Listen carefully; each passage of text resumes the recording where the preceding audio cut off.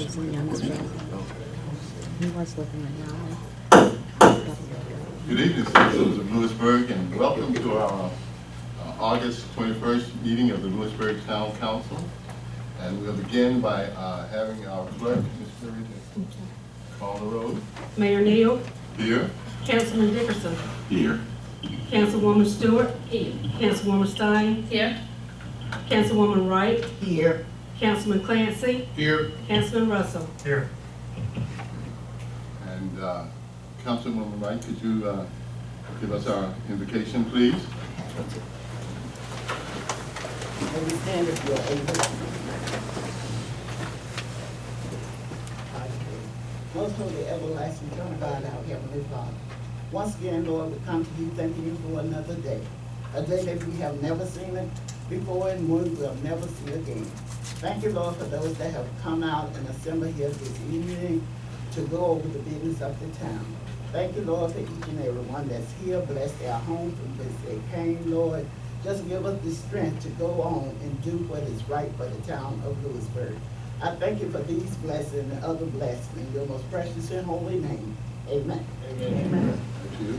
Let's turn and the pledge of allegiance.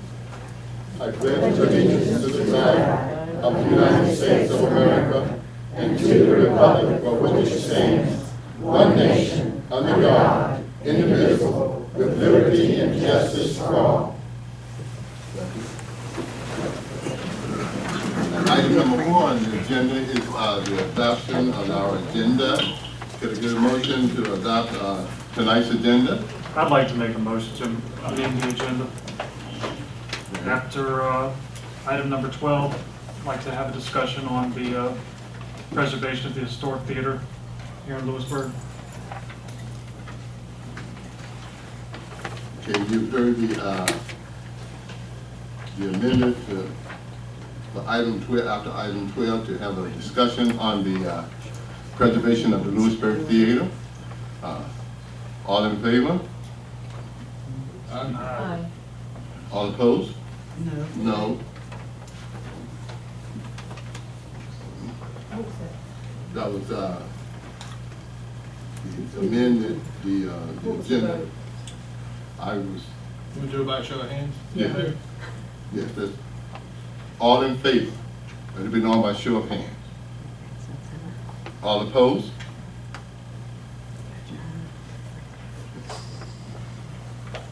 I also would like to make a motion to move item 16, which is our public comment section, up to item 6, which will allow our citizens to give their public comments before the council prior to we get into our, the deepness of our agenda. Can I get a second for that? It's been moved and properly second that we move item 16, which is our public comment section, up to item 6 on the agenda.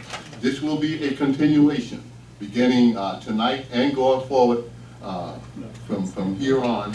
Item 6 will be the top of the agenda for public comment. We're moving it up further so citizens can have the opportunity to share with us. I have a question. Would that make public comment then to become item 6 and 6 would become 7? Is that? That is correct. Any questions? More questions? All in favor, let that be shown by the show of hands. All opposed?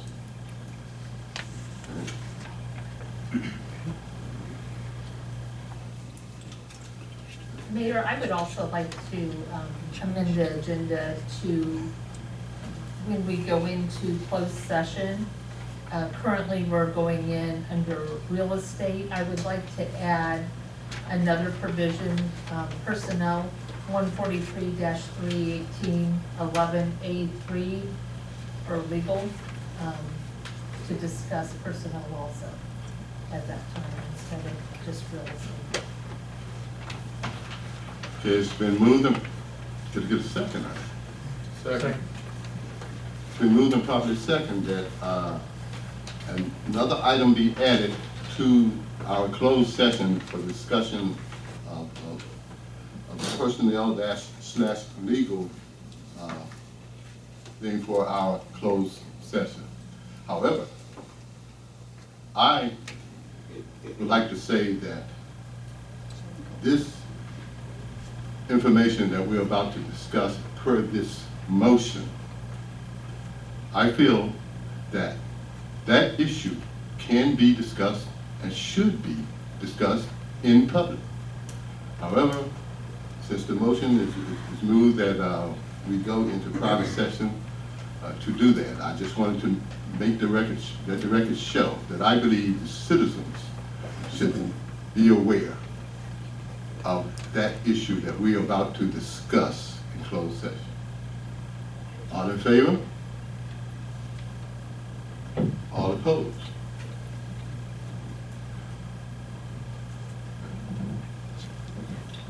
Okay, we move the properly second that. We will discuss that item in closed session.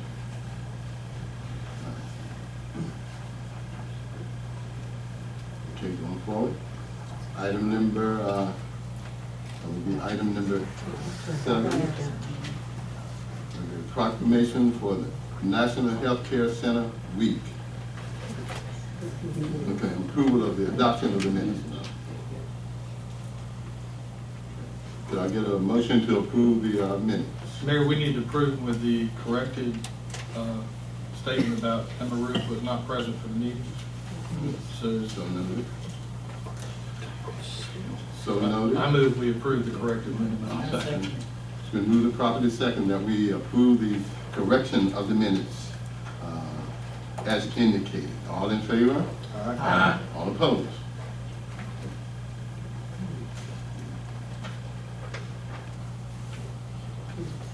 Now, next item is proclamation for the National Health. Public comment. No, you didn't have public comment. You made the motion. That is Public correct. comment. It's not me. Okay. At this time, we will entertain public comment from any citizens that wish to have any comments that they'd like to address to the board at this time. Yes, ma'am. State your name and address, please. Lorraine Ryan, 100 Inca Drive, Louisburg, North Carolina.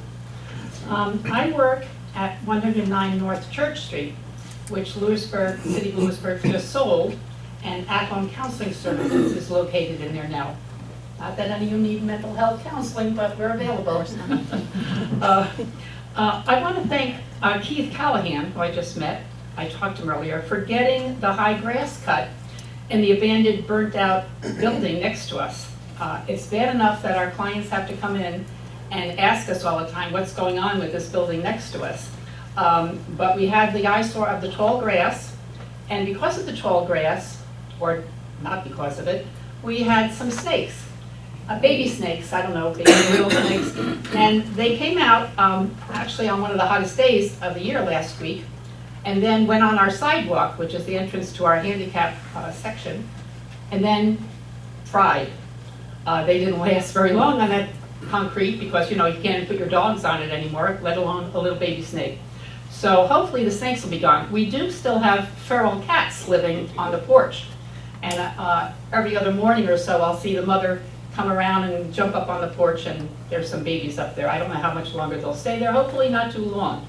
But it would be advantageous for us to also know, I know there's a problem with the building next door, but when is the problem going to be resolved and that building going to be torn down? Also, there'll be a problem when you tear it down because it's got asbestos siding on it. So those are the only issues that I have right now because I've had, you have a question, Mr.? I'm trying to, in my mind, what building are you talking about? It's right next to 109, it's 107, I believe. In fact, on the left, yeah, the left is Oh, okay. Sue Anthony's building is on one side and the other side's on the other side, yeah. So I understand it's in litigation, is all we were told. So it's just, as I said, people are always asking us to come into our building, what's going on? And now we don't have to worry about the snakes, hopefully, but we'll worry about the cats now. So thank you very much. Thank you. Anyone else?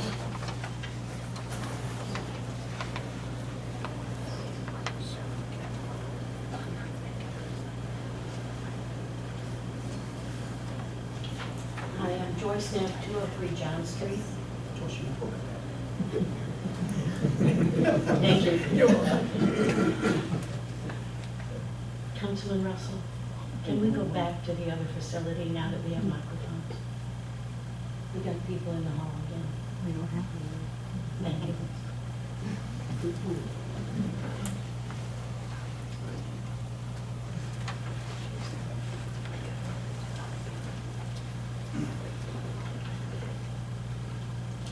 Good evening, Mayor and council members. I'm Nell Rose Holmes of 1587 Beasley Road, Louisburg, and I'm in North Carolina District Coordinator for Liberty First Grassroots and a co-founder of Franklin County Republican Ladies Group. Thank you for allowing me to speak. Before I begin addressing the council, I'd like to submit these two photos as evidence of biased participation at 2 Louisburg Night on the Tar events.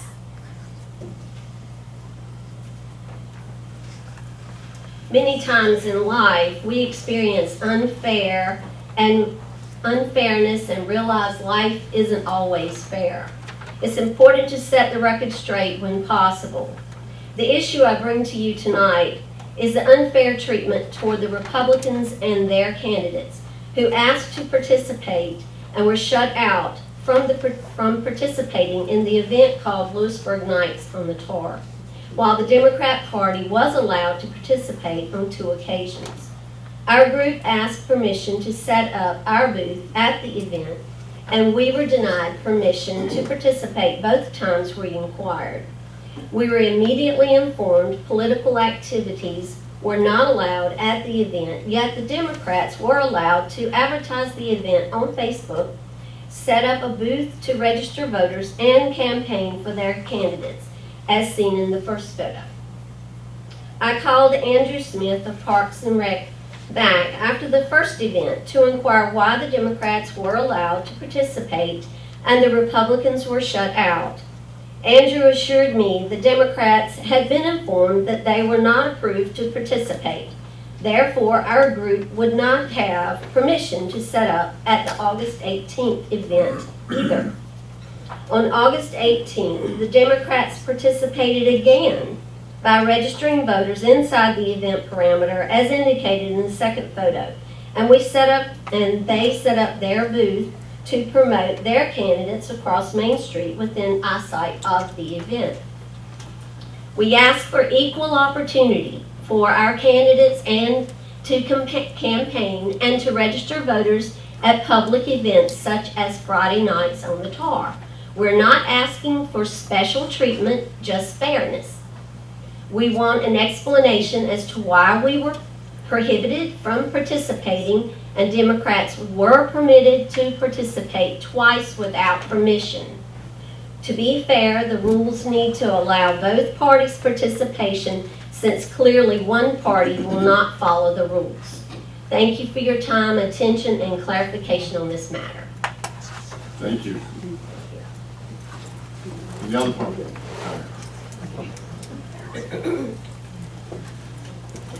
Good evening, my name is Armenta Eaton. I live at 1844 Mays Crossroads Road in Louisburg, not in the city limits. But since Ms. Holmes made her statement, I want to make some clarifications. I was one of those persons that was in charge of the Democratic Party, as she says, was registering people to vote. However, it was not the Democratic Party. I am a member and an active member of the Democratic Party and proud of it. However, the sign that we had on our table did not represent the Democratic Party. It just says register to vote. And that I was working as an individual, not representing the party. I agree with Ms. Holmes if she says that both parties should have been allowed. I agree that the Democratic Party should have been allowed to participate in the event. However, the town manager or whomever decided to move the event. And when they moved the event, that cut out some participation by stores. It also cut out participation by me as an individual who was out registered to vote. So because there was no ordinance cited to me, I went into the venue where the public event was being held, and I asked people had they registered to vote. It is a public service to get people to register to vote. Just like the hospital was inside the event, they were there as a public service. But the table that Ms. Holmes is referring to was outside of the realm of the activities, was across the street, because they kept the street open instead of closing it, blocking it off like they have done. When I asked the town manager, Mr. Medlin, why the street was open, he said, we just opened it. I asked him why. He just said, well, we just kept it open with no explanation. So I just wanted to make it clear that I agree that both parties and any other party should be allowed, including the no labels party, the Green Party, any other party, should be allowed to do public service. So thank you for this time, and I just want to make that clarification. Thank you.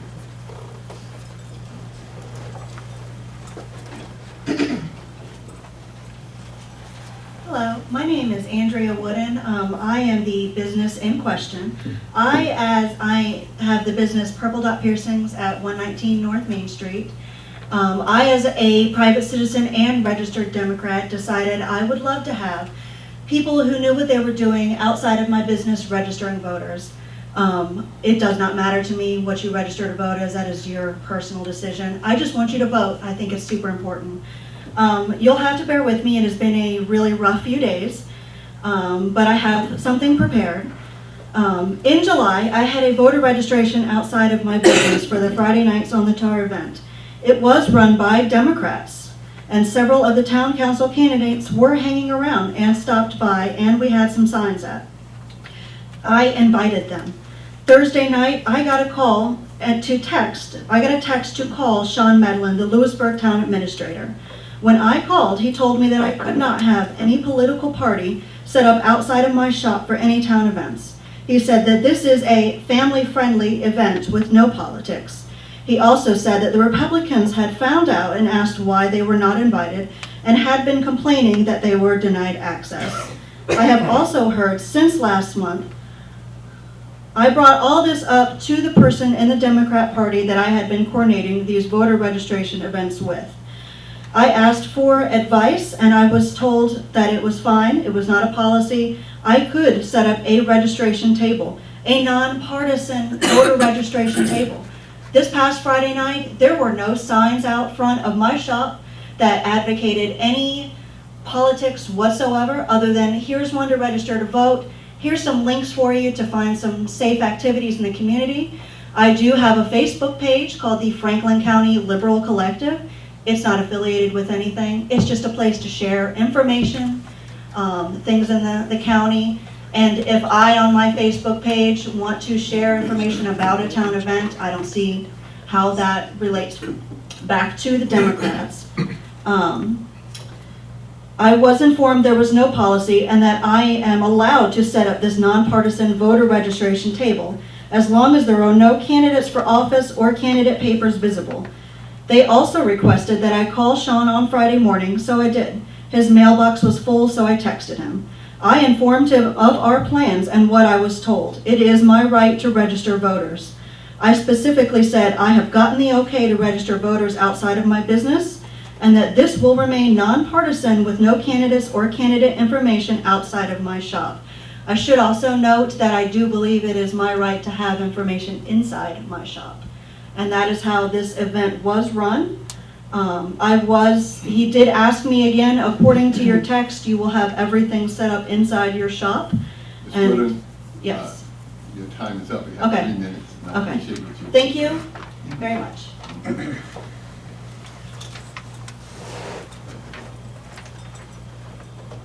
Anyone else?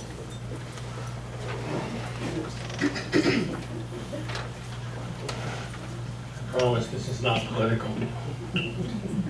I'm Philip Stover, 307 North Main Street, Louisburg, North Carolina. Over the last month, I have been talking to quite a few people who live and work along Main Street corridor between the college and the river.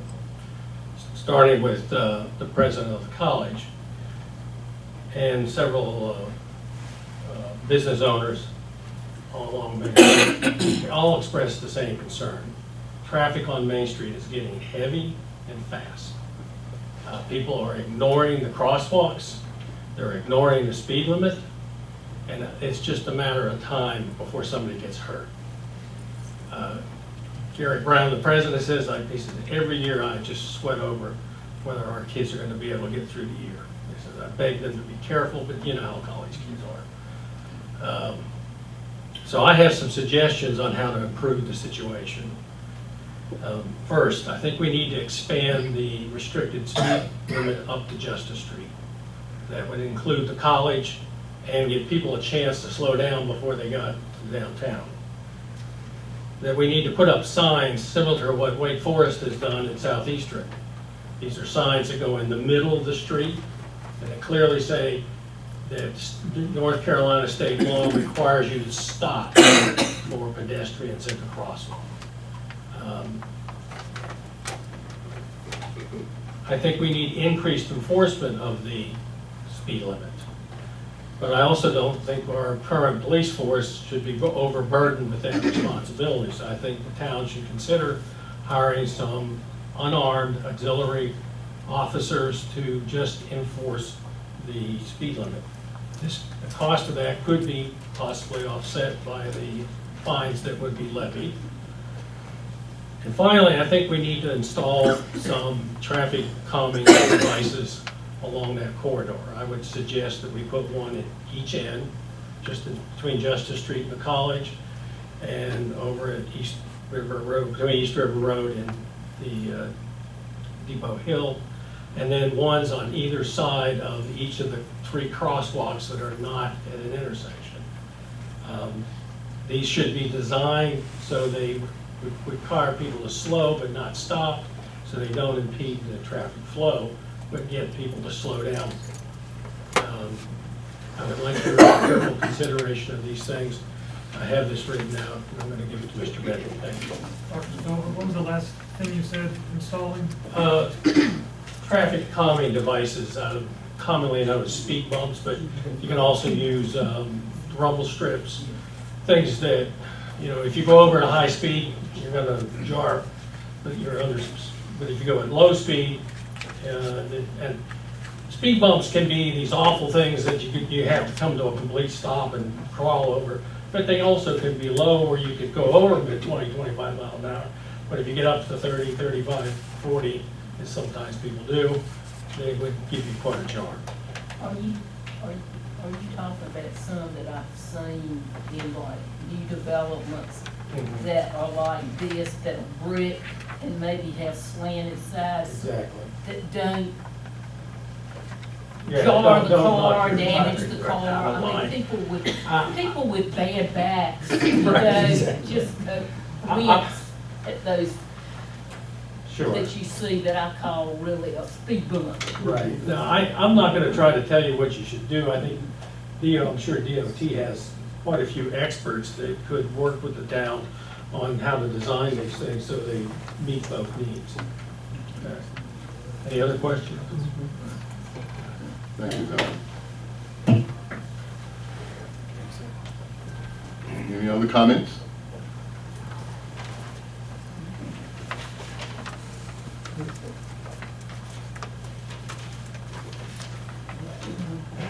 Good evening, I'm Paige Sales. I live at 106 Jeffers Drive in Louisburg.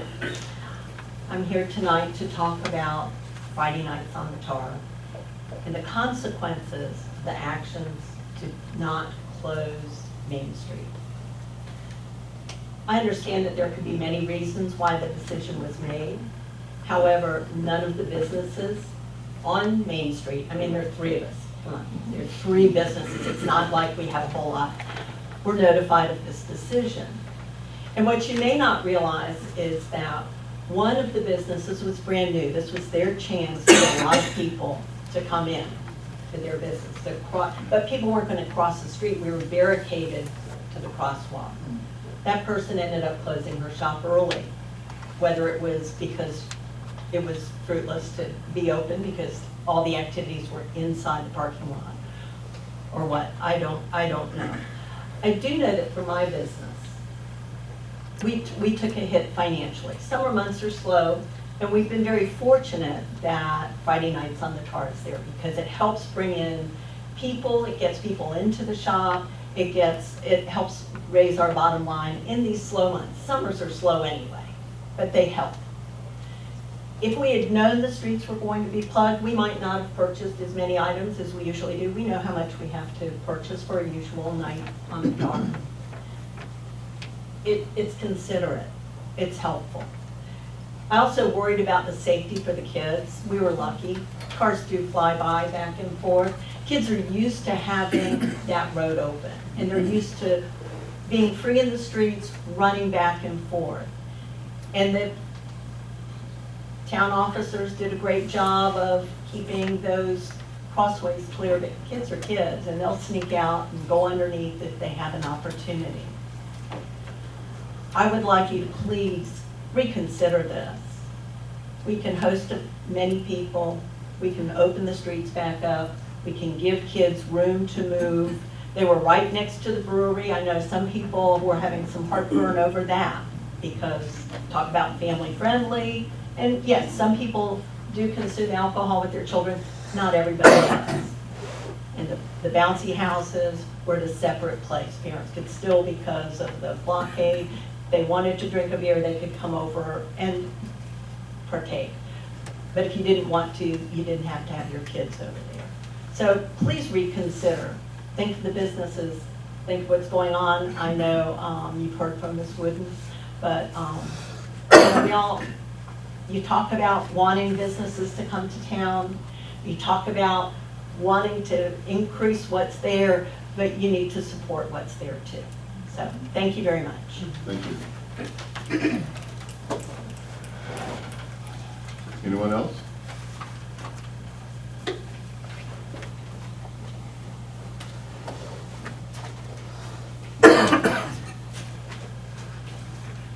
Good evening. I'm Kelly Caraway. I live at 107 North Elm. And I was just coming here because I just left the commissioners meeting, and the theater that's across the street when you walk out is still standing.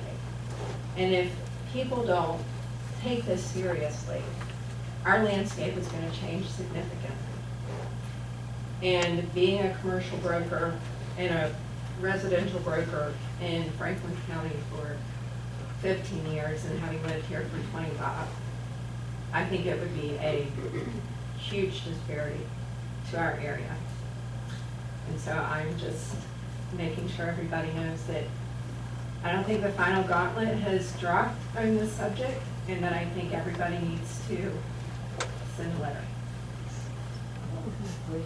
107 North Elm.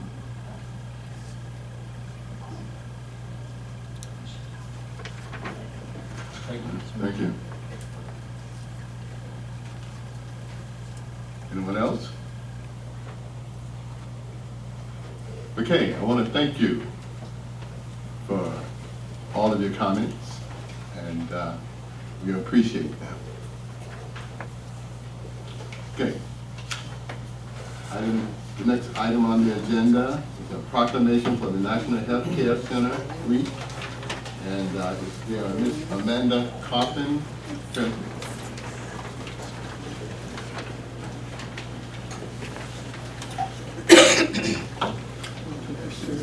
Ms. Coffin. And what I'm going to do, Ms. Coffin Just give you, the citizens, some background. This is a proclamation for National Healthcare Week, and we have, on behalf of the Advanced Community Healthcare located down on 111 Church Street. Community health centers serve as a beacon of strength, service, and care in their communities. In moments of pain and loss, they offer support and love. In moments of triumph, they offer hope and a vision for the future. This year's National Health Center Week theme takes us on a virtual road trip across America, highlighting the achievements and the amazing work being done at the community health centers in every state and territory. Celebrate the uniqueness of our community and get to know others as we journey across the U.S. together. This is a proclamation in honor of the National Healthcare Week, and this, I want to present this proclamation to you and your center for the service that you render for the citizens of Franklin County and Louisburg. And the seal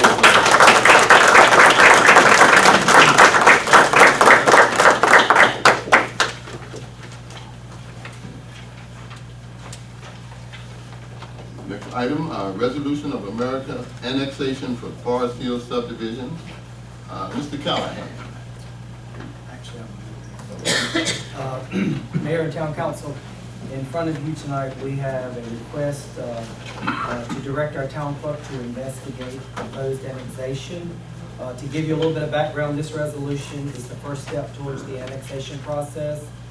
And by this action, the process of bringing the entirety of parcel 026781 into the town corporate limits can begin. This annexation request was requested by the owner for a residential subdivision. Staff supports the annexation that is based on sound planning principles. What I would like to know is if you all would make a motion to approve this resolution. You've heard the resolution. Any questions from the council? Okay, if not, could we get a motion for approval? So moved. Second. It's been moved and properly second that we approve the resolution for directing the clerk to investigate the proposed annexation for this resolution for the Forest Hills residential subdivision. All in favor? Aye. All opposed? Thank you. Item number 8, a resolution requesting financing from the North Carolina Clean Water State Revolving Loan Fund. Mr. Miller. Mayor, Town Council, in front of you tonight is a resolution requesting financing from the North Carolina Water State Revolving Loan Fund. This request is related to undertake the replacement of rotor tubes 1 and 3 at the wastewater plant. As you will note, earlier in the year, we replaced rotor tubes 2 and 4. They had failed, and these rotor tubes are more than 30 years old, or right at 30 years old. So after the failure of the 4 rotor tubes last year, the town used ARPA funds to replace those 2 failed units. So I'm requesting tonight that we seek funding to replace them. So approximately half the cost will be funded by grant and the other half by loan. And the total project cost is estimated to be $600,000. Actually, item number 8, 9, and 10 can be covered by the 3 resolutions. One's a funding request, one is asset management plan, and one is an updated 10-year CIP plan, and all of the required documents for us to seek funding through the state. So I would need an approval of all 3 resolutions, but I would need you to read them separately. Mr. Medlin, I have a question. What was the cost on replacing 2 and 4? It was about $375,000 roughly. So is 1 and 3 cheaper? How is it that we come in at 600? Actually, we don't know what the cost will be. We've had rise of cost. And so we have overestimated the project to a point to make sure that we cover everything, so we don't have to come back. And it most likely will come in probably around 4 or 5, but we want to be safe and make sure. So we will only borrow and get grants for what we need. Okay. So what was the life expectancy of the So this time we actually replaced them with stainless steel, and they should be about a 20-year life. And technically, they're about a 15-year life with galvanized steel. So we've more than doubled life right now on the two that are currently working, where the two's 23 or about 30 years old. Okay.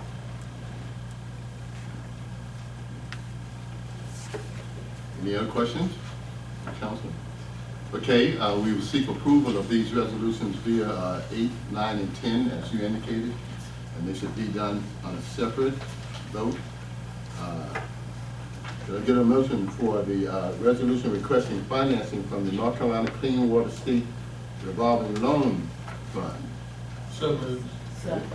It's been moved and properly second that we approve the requesting for financing from the North Carolina State Water Revolving Loan Fund. All in favor? Aye. All opposed? Item number, the next item, number 9, resolution adopting the town water and wastewater 10-year capital improvement plan as articulated by Mr. Manlin. Any questions? Can I get a motion? I'll make a motion. Second. Okay, it's been moved and properly second that we approve the resolution adopting the town wastewater 10-year plan for capital improvements. All in favor? Aye. All opposed? Item number 10, resolution adopting the updated town water wastewater and asset management. Can I get a motion? Second. It's been moved and properly second that we approve the resolution adopting the updated town and water and wastewater plan for the management plan. All in favor? Aye. All opposed?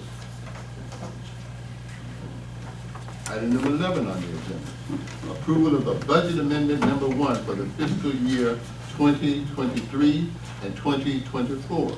Mr. Carter. Good evening, Mayor, Council. Before you tonight is budget amendment number 1.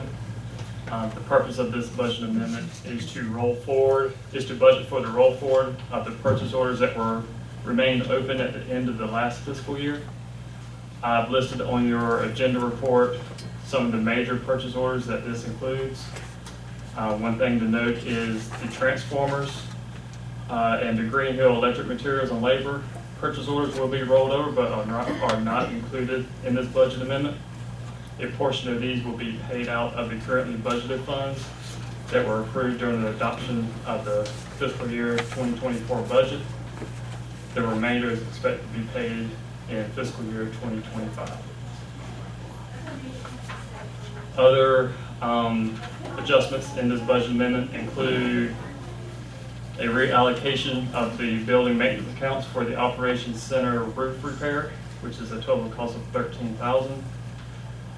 Also included is an increase in the equipment maintenance budget for the wastewater treatment plant by $47,000. This includes a pump repair and 3 months of an emergency pump rental until a permanent pump can be put into service. They require at least one backup pump, so that's why we have to have a rental at the moment. This is an estimate, and the actual cost may vary depending on the length of time and the usage of the rental before they can get a permanent pump in service. And lastly, this budget amendment increases the equipment maintenance budget for the fire department by $9,800 for the HVAC repair. Their AC unit went out here a month or so ago.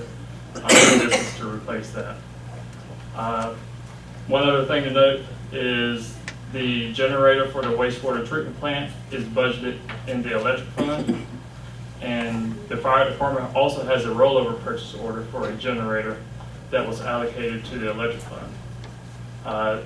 These will likely need to be moved to their respective departments at a later date, as these generators are for emergency backup and not related to load management. And By doing so, by moving those out of the electric fund, this will result in less fund balance needing to be appropriated in that fund. So with that, I'm ready for any questions. I know I kind of went through that kind of quick, but Any questions for Mr. Cotton?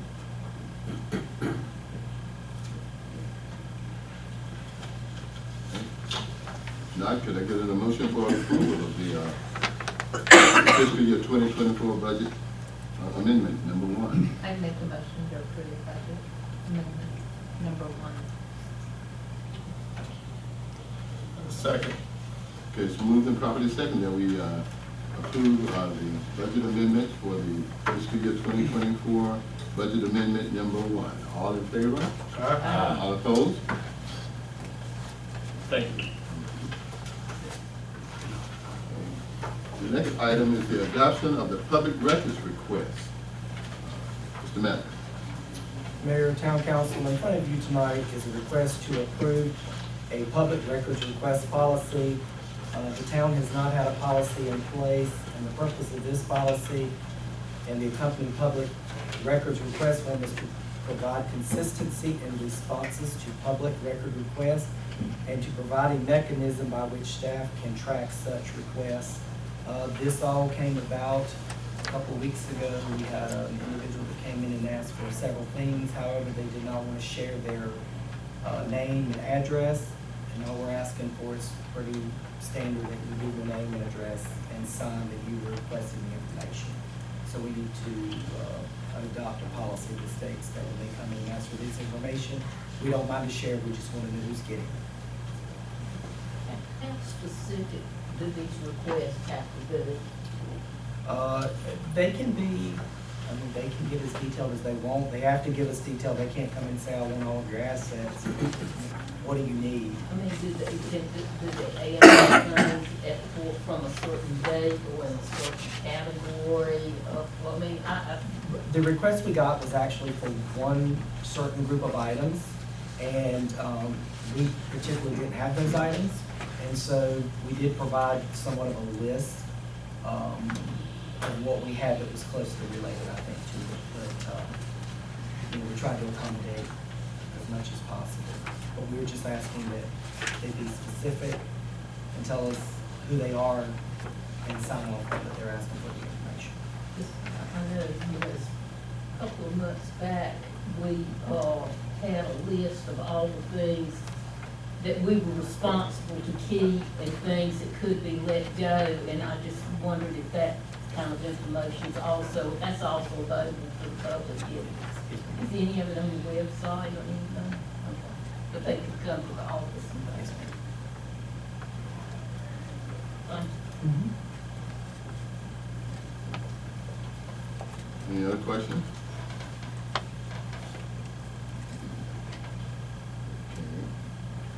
Now, could I get a motion to approve?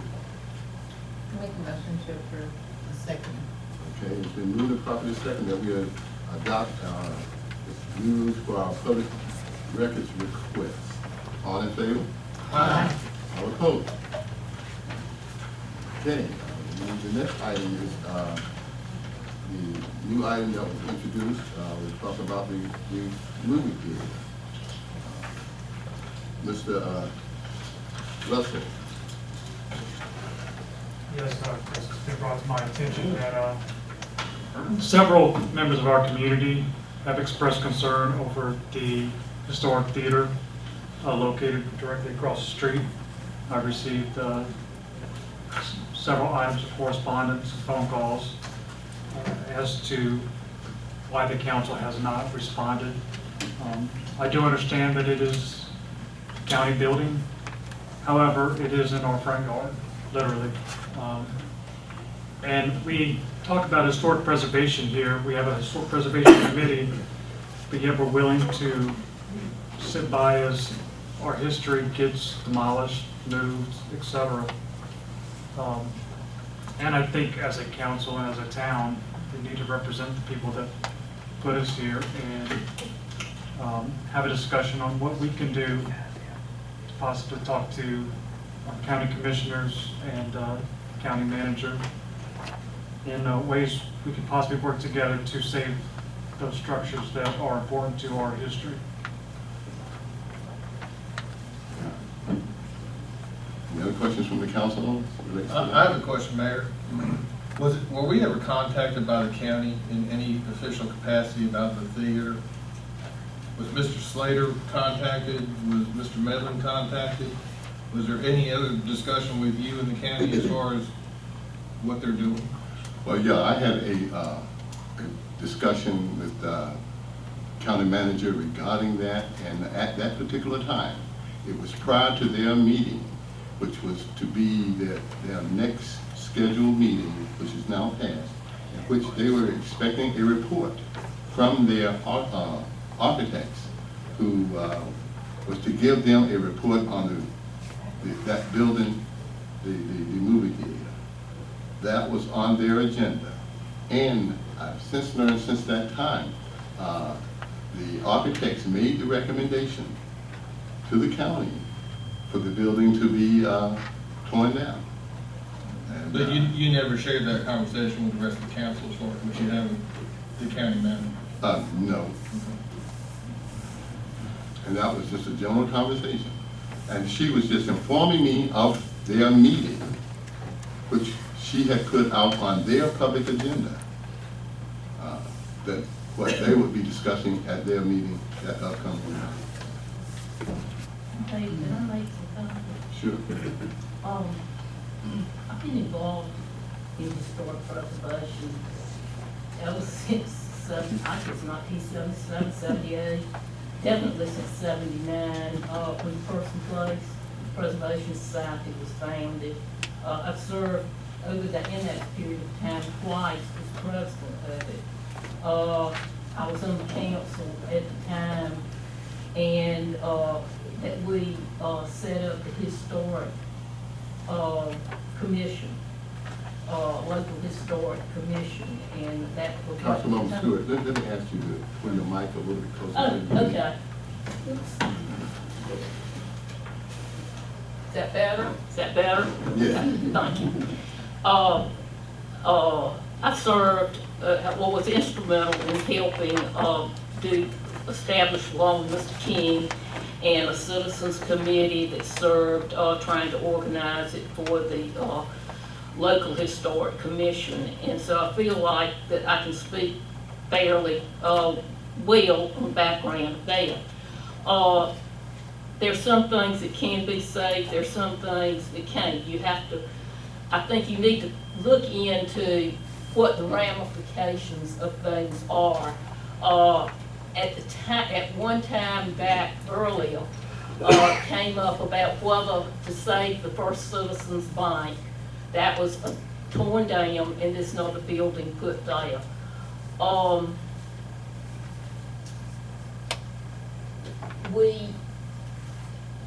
We need to, before we may jump into anything, I think we need to know what the ramifications of things are for our town. We've had missales, and people talk about the effect that not closing Main Street had on the 3 businesses that are there. And we've spent, I'd say, the last 8-10 years trying to revitalize downtown. We've been very fortunate with what we've been able to do. And so, at one time we asked the state if we could have a local historic district in the downtown, and the state said no, that the buildings had been changed too much for it to get that kind of designation. Because I can remember saying, well, what about Williamsburg? You know, so many of those buildings were changed a lot in the late 19th century, early 20th century, never taken back. But anyway, there has been, when Mr. Franklin was here, he made a concerted effort to try to interest people in entrepreneurs, I guess you could call them, investors, people into buying the movie theater. I myself I'm very nostalgic about it. I went to it throughout my whole childhood and all through adulthood till it closed. You remember going with my dad to watch westerns when Mother had a meeting or something.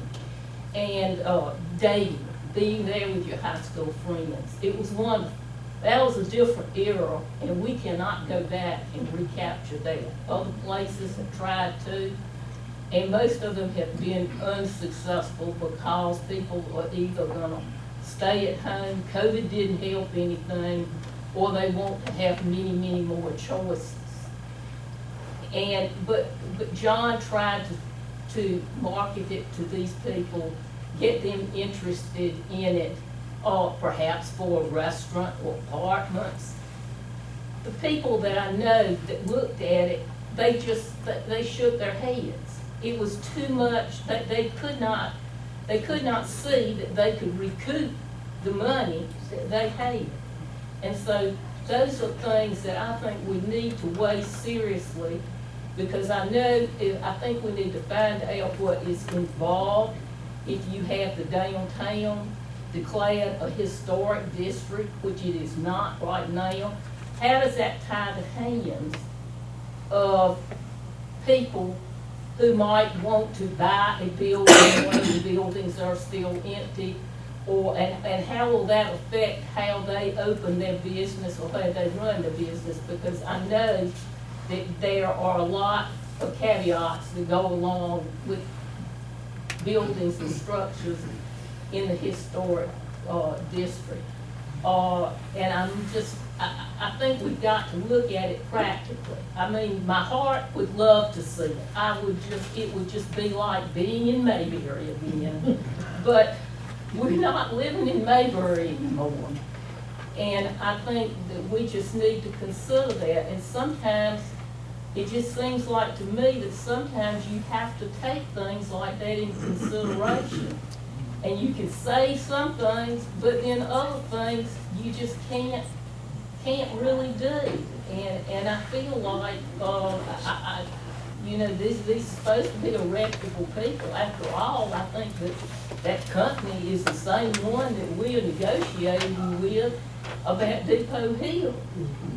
And so that's just some comments that I'd like to make. I think before we leap in with both feet, we need to investigate how it affects the town and how it will affect the businesses and the growth in downtown. And so those are just my thoughts that I want to show you. And I don't expect everybody to agree with me, and it might sound like heresy, but you got to be pragmatic about some things, I think. Okay, I just want to say that, y'all hear me? I just want to say that, in working with the school system for 32 years, I've gone down to the movie theater. We used to take the classes down there to watch movies all the time. And the last time we was going down there, one time we had to, because the marshal said it's unsafe. Do not take those kids down there. The last time I went there, and that was my children, everybody was sitting downstairs, but you got to remember, it's not peaches and cream for everybody at the movie theater, because I grew up in the area where we had to wait for the people like me to come in last. And we had to go upstairs. And we had to wait for everybody else to be served before we could get our bag of popcorn.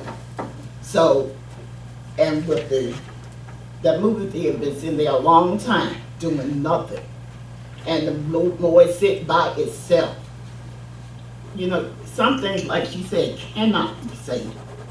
And years ago, over 15, 20 years ago, we had to stop taking the children down there because it was unsafe.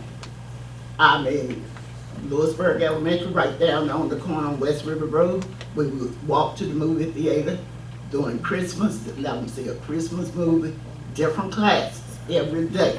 We kept the movie theater in business, and it was great. It was super. We really enjoyed, the students enjoyed it, because some of them had never been to a movie. But when they stopped us from coming because it was unsafe, and now it's been sitting, it would be cheaper to demolish it and start from the groundwork up. Because like this, if some mortar cannot be safe, somebody's gonna crumble.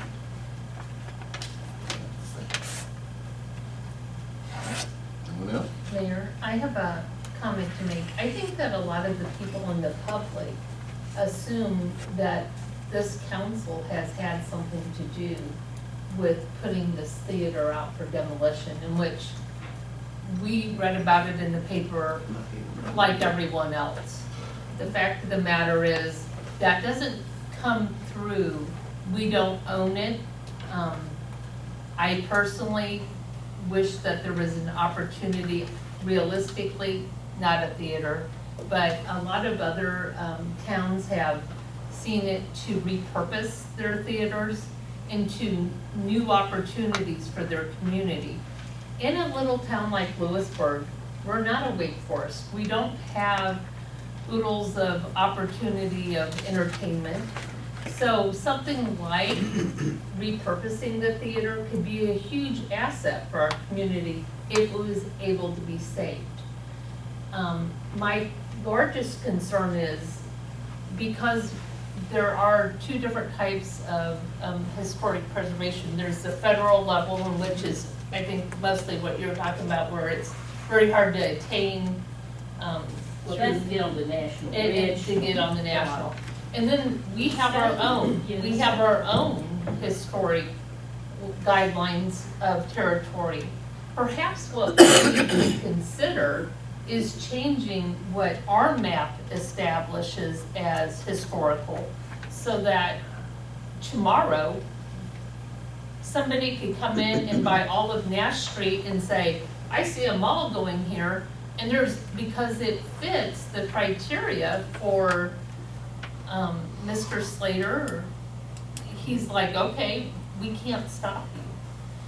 There are definite guidelines, if you look in the ordinances that came under the local historic commission, there are definite things that have to be met before something. But none of our downtown is incorporated I in know. that. Maybe that's what we need to consider. But you've got to follow a state thing in order to get there. Okay. I mean, you just can't put a law into yourself, I don't think. No, Callahan, is that so? That's correct. Okay. Is that something that we need to look into though? That's what I'm saying, you need to ask the state, what are the ramifications gonna be before we commit to saying, yes, we're gonna leap in and fight the county on this. No, That's what I'm saying. I'm looking at The the county future. also, county also has a county historic commission also. But I just think we need to, like, agreeing with you that we need to, seek answers before we commit to anything. Right, I know that the county met this evening. I don't know if they discussed it any further or not, but I personally can see opportunity for our community. We're very limited anyway, especially in our downtown. Although I'm sure that the county will benefit from a justice center. Unfortunately, that's not something for everyone in the community to do. I don't know if you guys like hanging out at the Justice Center, but that's not where I want to go for fun. So that's what I'm wondering, if we can look, maybe our planning director and Mr. Slater could perhaps check into it and get back to us for future. And in addition to that, yes, I concur with all that has been said, especially seeing how if we could qualify for historical district. However, in that process, it may not be completed for this particular building here. See, because again, the architects that was hired by the county to give their opinion about that building was the same architects that we are using for Depot Hill. Now, if we ask for you know, some more information, then it seems to me that we're going against the opinion of architects that we trust enough to provide a service for us. That company's real large, and that these were the mechanical, my understanding, I believe, that it was the mechanical engineers that deemed it structurally unsound. The architects were the ones that do all the drawing things, but mechanical engineers are the ones that can tell you whether that thing stands a chance of falling in. And I mean, you know, I can real understand the questions of liability. And if we intervene, would we become liable, or are we going to become liable as citizens because we are county residents as well? There's a lot of questions. And it seems like that maybe they should have been, you know, people that wanted to do this, maybe should have looked a long time ago rather than right here at the very last summer. I feel like we're at a time of growth now. If you look at previous census over the past 8 decades, we actually saw population decline, and we're now finally seeing growth through several neighborhoods coming. Maybe they just need time to find the right investors who are wanting to invest in. I'm not suggesting this town drop $2-3 million to restore this building, but perhaps with time, someone will. And all I'm asking is we give the county time and let them know that we as citizens of Louisburg would like to keep our theater and not see it torn down immediately.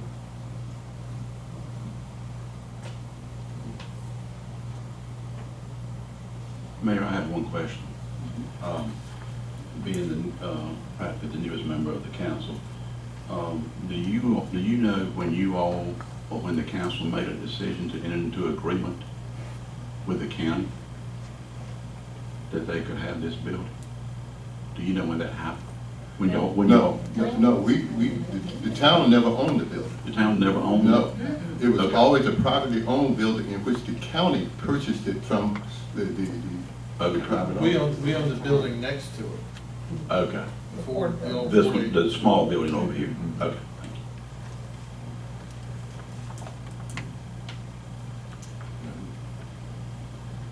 Okay. All right. Thank you, Mark, for that. So we're moving on now to the next item, the administrative report. Sean. Mayor, Town Council, attached you will find your July financial statements. I would like to mention 2 of our newest employees and introduce you to our 3rd newest employee. As requested a couple months ago, we asked for an IT director. James Harris filled that position effective August the 7th. He came to us with probably 20 years of information technology experience, and we were super ecstatic that he was on board with us. He's done a tremendous job since he's been here. Also, we had an opening within the street department for a street department superintendent with the departure of Aaron Ryder back in June. Wesley Howard, who was the crew leader for that department, was appointed interim street department superintendent, and he was given promoted to that job about 5 weeks after he was placed in as an interim street superintendent. So I'd like to welcome those 2, but also I'd like to introduce tonight Keith Callahan, our new planning and zoning administrator, and he comes to us from Vance County, so we are excited to have him on board.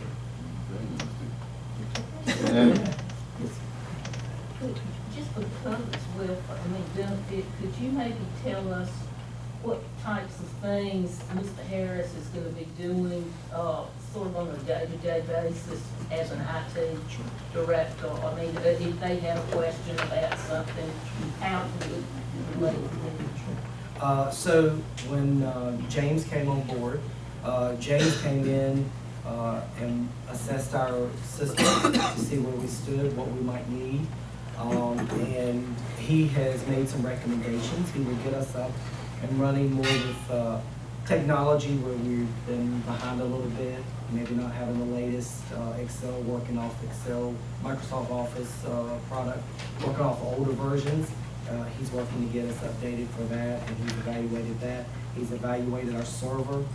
He's looking at our internet service as well. He's working with the police department. They just received a grant to upgrade some of their computer equipment, and he's working with them on getting that particular piece of equipment, whether it be several pieces. He'll be working with them on that. So he's actually put on a lot of hats, and he actually just this week it was requested that we have a camera system in here, and we have a new camera system as of tonight. He installed that, and we're excited about that. So he's moved forward. He's doing a lot for us.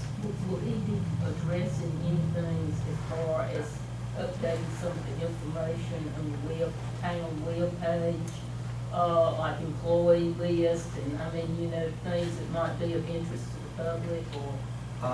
Actually, Pam handles that right now, and she will work on getting that updated. Fine. Mr. Bell, are any of these employees here tonight? Keith Callahan Yes, is. Callahan.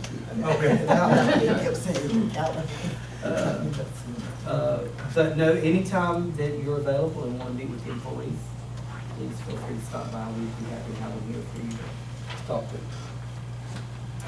Bid openings for the utilities and lift station improvements for the Louisburg Commerce Park will be held on September the 6th.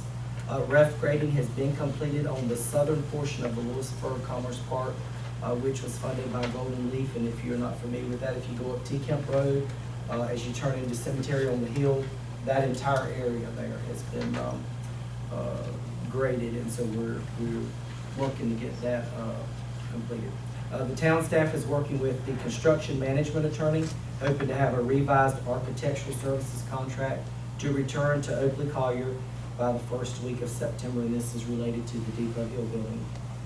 Monitoring visit with the Department of Commerce staff for 124 North Main was held on July the 27th, 2023. 124 North Main is the mini mart up on the corner of Franklin and Main. Brownsville work continues. We are seeking funding for design services, and I spoke with TRC, who is handling that project for us. They're working on having the gas tanks removed. I think they had kind of questions, so we're working on getting those removed. We held a dedication service for the flooring at Edgerton Park on Thursday, August the 10th, 2023. I thought that was a great success. Councilwoman Betty Wright worked with Miss Florines, and I hope that's respectfully said, Miss Florine, that she actually, Betty Wright worked with the family to get them here so that we could have a park dedication. The construction contract has been signed related to the stream and bank restoration along the Tar River through the STRAP program. So we should see some work being completed on that down here up under South Main Bridge. We should start seeing that debris being removed. When are they gonna start? Hopefully soon. We've signed the contract, so we should see some work beginning pretty soon. And one last thing that's not on your administrator's report, we found out Friday afternoon that there was a group of people along Rex Place that were without power for an hour and a half. They did not call, so I would stress to you to please, if you talk to anybody, please let them know to call the after-hours number, which is the Louisburg Fire Department. And we will get it, just don't assume your neighbors called. Please call us. We'd rather have 2 or 3 calls than no calls and then somebody be sitting without power. They were out without power for an hour and a half, and it was a 10-minute fix. So that's it. Mr. Medlin, I have a question. In June, when we were talking about the budget and adopting the pay policy, the pay study for the new budget year, we had discussed adopting the policies and procedures part that was brought out to us. Is there any way maybe we can put that on the agenda for next month? Yes, ma'am. Just so that, well, it's still partially fresh in my mind, because I know that that was a huge docket of information. And the other thing, I was wondering if you could get with Mr. Slater regarding perhaps putting on the agenda next month a public hearing regarding having the church bells turned back on for the churches in town. I know that at one time there was a ordinance that silenced some of the bells in town, and a lot of people Record, it was the loudspeaker, it wasn't bells, bells. So I would call it the thing like a big siren. I think that they tried to modify some things at the Methodist Church, but if we could have a public hearing in the upcoming agendas. Yes, ma'am. Thank you. And that would also include St. Paul Presbyterian Church as well.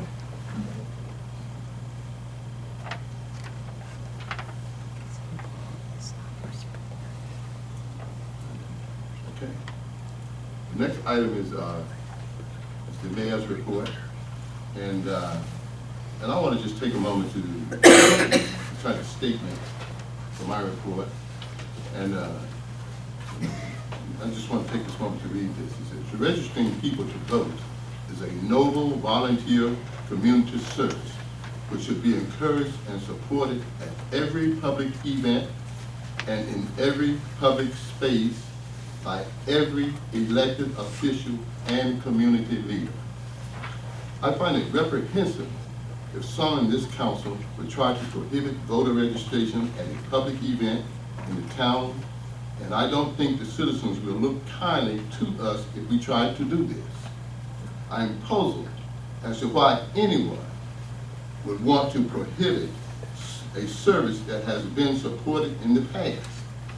Nevertheless, I want the record to show that I support all individuals, Democrats, Republicans, nonpartisans, and any organization registering voters at any public event held in Louisburg. And I am totally against any prohibiting of voter registration. That's my okay. Item number 15, police and fire report. Any report? You want to share it, please?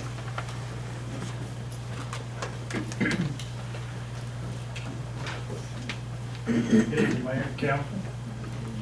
This is your August 2023 Police Department monthly report.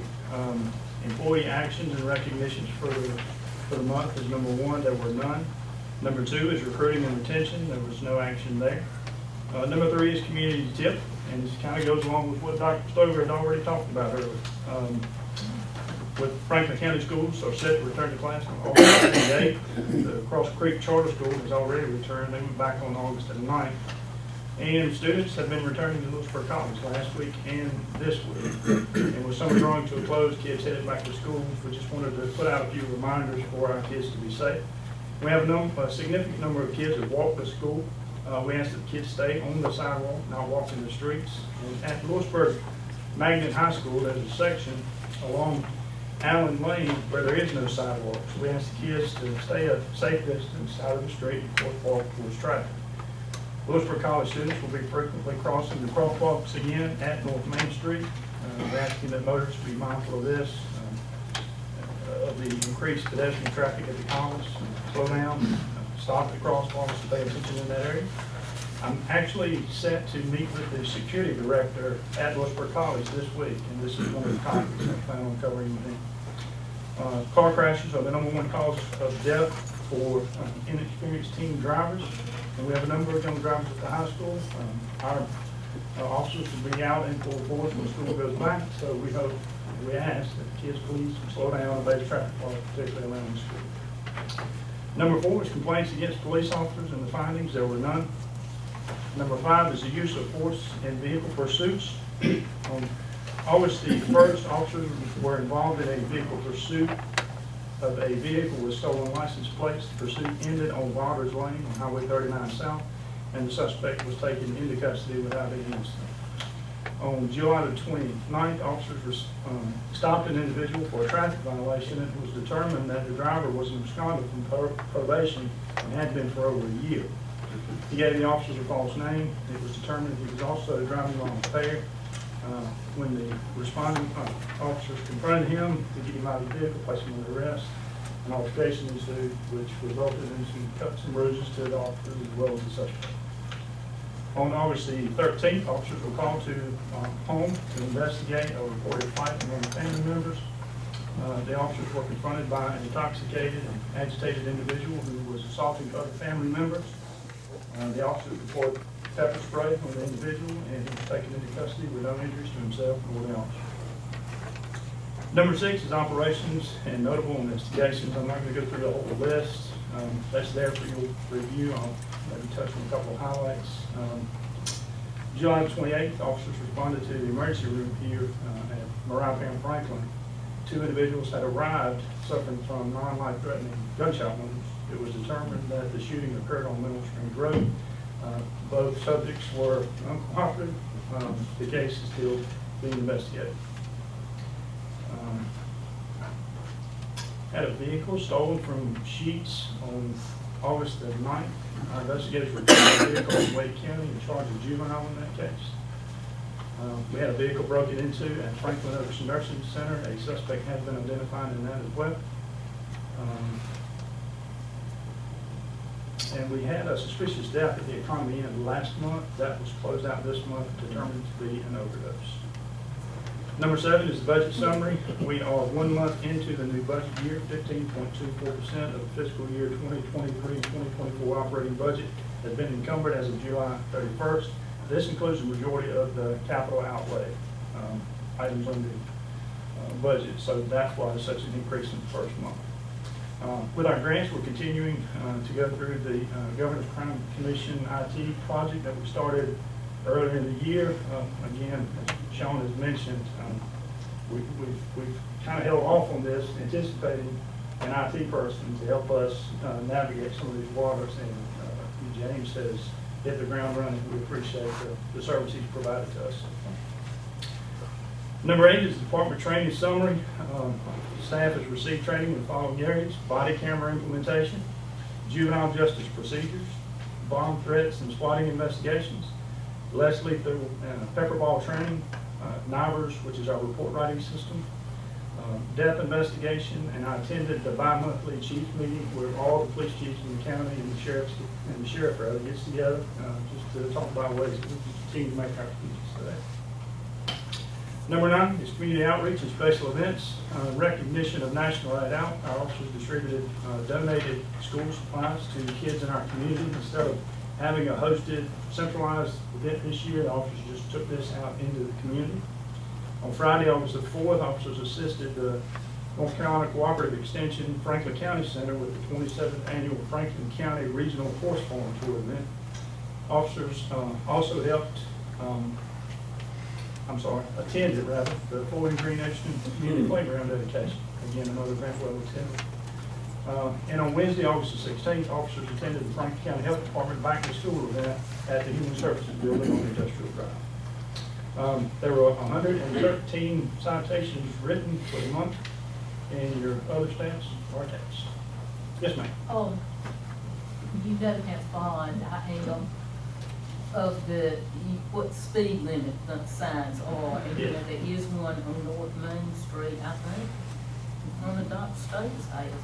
I haven't seen it aimed lately, but is there some way to put some bells and whistles around it to more alert people to slow down? I mean, since I'll go out and hold a flashlight on it. I mean, the college has all these lights that go off and things, but I don't know if we could find some more, We have some more. That one is actually broken. We're working with the manufacturer trying to get that problem resolved with that particular one, but we also have some others we're going to be putting on. that we actually got on a grant from the Government Child Safety Program. That's good. Yeah, we have to be placed out soon. Because when one is backing out from the slanted parking at the, post office, inevitably the biggest SUVs there are there at the corner or have made a parking place. And it's impossible to see somebody barreling through that stoplight at the post office. And, you know, this is no slam to the college, this is just how it is every year. But every year, right when, particularly when school comes back, when you get this influx of traffic on Main Street, you know, we usually see this. So again, our officers will be out in full force as expected to meet that. Texting all the time. Well, Yeah. they've been running, and that's why I was gonna piggyback on what you said the other day. I know that everybody is excited and it's fun to be at school, but they come running through that intersection, and because of that hedgerow right there at the crosswalk, you do not see them until they are on top of you. Perhaps they could consider bringing that down a little bit so that you could see the students as they're coming towards the intersection. That might help a little bit. I had several that were running, yeah, across the. Late for class or something. Yeah, obviously, and, that was dangerous. And the other intersection that I've had a few issues with, the people are coming screaming up Jolly Street and not even stopping at the stop sign at Main Street and just bolting across. That's happened several times in the last week or two, and I can see with school starting, that thoroughfare being even busier. So maybe I'm open for suggestions on something that we could do to maybe slow people down through that thoroughfare there, because someone's gonna get T-boned. Duly noted. Chief, a couple questions. Sure. Start with retention. Yes. Looks like you're fully staffed. Yes, Good sir. job. When is your next retirement? Not yours, your staff. We have Captain Stevens is actually eligible to retire now. He can retire at any moment. The conversations that I've had with him, it's probably going to occur in the first quarter of next year. So Let's bring him in here, no. Yeah. And then after that, we have a lot of retirements coming up in 2024. It'll be a big year for. So we need to keep on the recruiting part. Absolutely. Did you get your tasers in? Yes. The tasers not yet. The plan to roll those out will be after we get the body cameras out first. I want those out, the policies clarified, the training done. Once that is out in the field, and we've had maybe 60 days, 90 days out in the field with those to make sure all the bugs are looked out.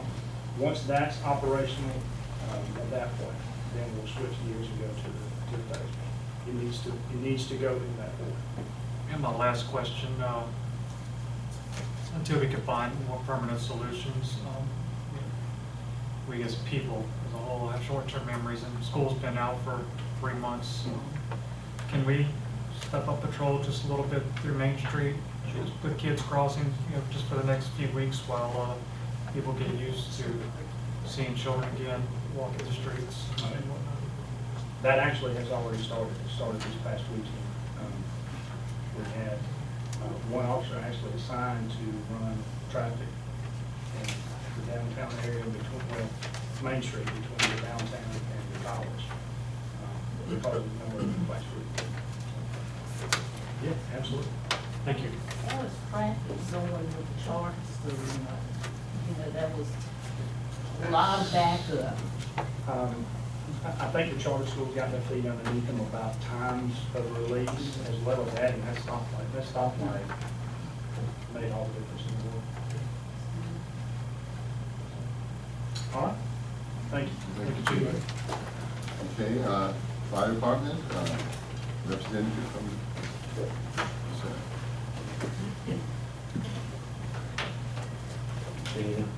Chief Lamb couldn't be here tonight, so I'm gonna step in and do the update on the fire department. My name is Ricky Johnson, I'm the engineer with Louisburg Fire Department. Just a quick rundown of what we've done for the month of July. Members from our fire department provided coverage at Maple Springs Baptist Church for their fireworks ceremony. Also over at Louisburg High School for Franklin County Parks and Rec for their fireworks.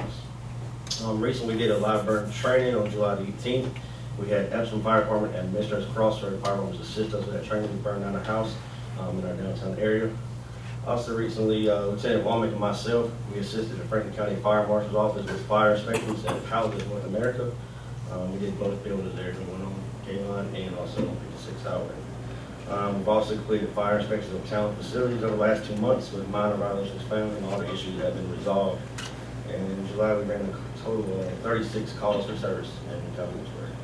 And I'd like to add that we also put out 27 fire lane warnings for the month of July around the county, around town. So that we got. What's your situation with your volunteer firemen, or have you got any new, or is it still? Recruitment is an issue, not just here, but everywhere. I've heard it's that way all across the United States. Just can you pray for That and with the police, I saw a big ad against them for police officers. I mean, this would be hours. Correct, yeah, our volunteers, we don't have them knocking on the door. However, our junior program is doing very well right now. We're at our top capacity for that. Unfortunately, they're all under the age of 18, but in hopes that one day they'll be old enough to come in and volunteer with us. How would a young person become a fireman? What is involved for him to become a full-fledged fireman? As a career firefighter? Yes. There's a fire academy that they do in different counties or different agencies. In Louisburg, we don't have an actual fire academy, so they would have to attend the fire academy prior to being hired with us, and upon completion of the fire academy, they can application for us if we have a position available. And it's generally between 16 and 18 weeks for that academy. To be a volunteer. Just come to our station Monday through Friday and fill out application. And they train you. Yeah, we'll train you there. Would it be possible, maybe, like, if anybody thought about having a table or something, have one of these Friday night car events, or at the Halloween thing with some information about volunteer firemen, or like the mayor asked about information, somebody from the fire academy, that might be something of interest to younger people. Absolutely. I know last year, I personally was down here for the October, for the Halloween. We passed out a lot of fire information about Louisburg Fire Department, the history of the fire department, and where we hope to go one day. The biggest question was always, what are y'all paying? It's just volunteer, and unfortunately, they don't know what we're paying. Rightfully so, they're taking away time from their families and their loved ones to come out and volunteer their time to protect us and serve the community. But I mean, I think it'd be a good idea. I'm not opposed to it. I don't think it's cheap either. Don't just throw it at this thought. Absolutely. All right, thank you guys. Thank you. Next item on the agenda is council comments. Mr. Russell, you have anything you'd like to share with us citizens tonight? Thank you, everybody, for coming. I'd like to see these larger numbers here. It's great. Without you, we don't know. We can't do anything if we don't know. So thank you all. I hope it continues. Councilman Clancy? Just want to thank everyone for being here. Councilman Wright? Just thank everybody for coming out this evening, and as they had said before, I was at the opening of the park, the unveiling, and got one for time, and Ursi, I will be back at the car park for a board meeting. Councilwoman Side? I was also able to attend the park dedication, which was wonderful. It was nice to see so many of their family members there. That made it incredibly special. The other thing I was able to do is to attend the live burn with the fire department to see how they train.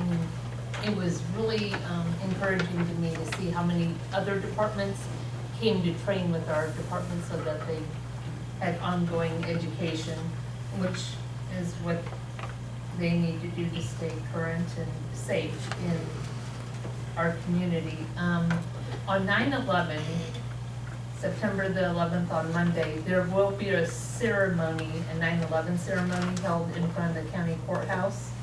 So I believe it is first thing in the morning. I haven't got clarification on exactly what time, but I'm sure the county will be putting out information regarding that. And I really appreciate Mr. Medlin and staff on getting the camera so that we are live feeding. You can go to our Facebook page, you can go to our webpage and view the council meetings if you don't want to sit here in person. My girlfriend's sitting at home in her pajamas, cheering us all on. No, but it's convenient for those that aren't able to make it. So I do appreciate that happening. And well, Ben, we did include you in that, but I appreciate y'all coming out and sharing your information with us. And that's it. Okay, Councilwoman Stewart. Thank you. I'm sorry I missed last month. I took my grandson out west, and we live in a garden spot here, all this wonderful green. It was good to see that, but I'm sorry I missed it. I hope everyone will take away as that we share more in common with each other. We might, I think that there might be different ways of coming at things, but I want us to unite as a community and use good judgment and take into consideration all the sides to a question. And I know that this community will be the better for it. And I thank you for you coming, sharing your views, and it means a lot to hear what people have to say. Thank you. Councilman Dickinson. Thank you, Mayor.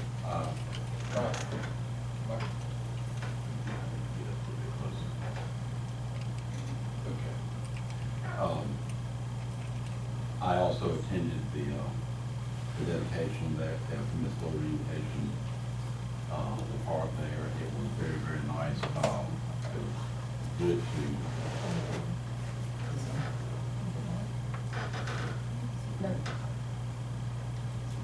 Can you hear me now? No, speak up.